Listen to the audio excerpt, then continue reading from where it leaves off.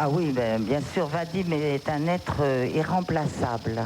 Alors, ce qu'il y a d'extraordinaire, c'est que vous dites, entre autres, sur Roger, qu'il a une imagination débordante. Hein.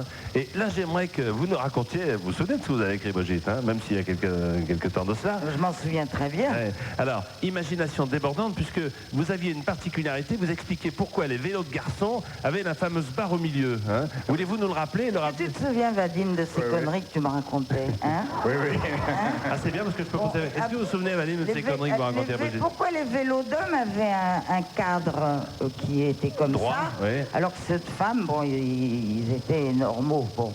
Et il m'a raconté que c'était pour, dis-le si tu as pas... Oui, c'était avant la guerre, avant 14.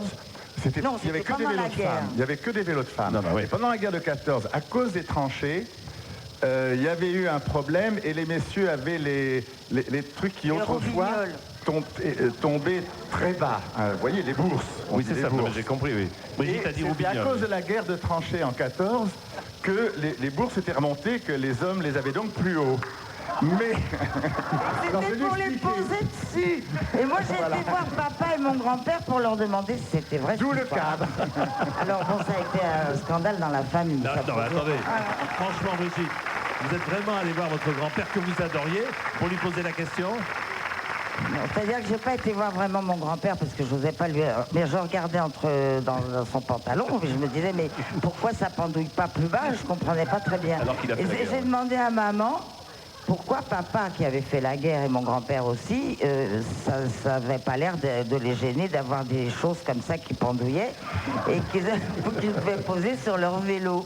Et ça, c'est imbécile de Vadim qui m'a fait passer pour une idiote dans ma famille pendant je sais pas combien de temps. Et je me suis fait engueuler par maman. En plus. Est-ce que vous gobiez absolument, pardonnez-moi l'expression, absolument tout ce qu'il disait, Vadim? Parce qu'un jour, au cours d'un voyage en Italie, vous avez fait découvrir quelque chose à Brigitte. Ah oui, oui, la première fois qu'on a été en Italie, tu te souviens, je t'avais dit, il va y avoir des champs de spaghettis. Ça, je m'en souviens plus, heureusement. Comme ça, je l'ai pas Alors, on est passé devant un grand champ de... Ça devait être du maïs qui commençait à pousser. Mais on les voit pas, les spaghettis, tu me disais. J'ai dit, non, il faut écarter les feuilles et le spaghetti est à l'intérieur. Enfin, voilà pourquoi j'ai divorcé. C'est la première fois. Restez avec nous.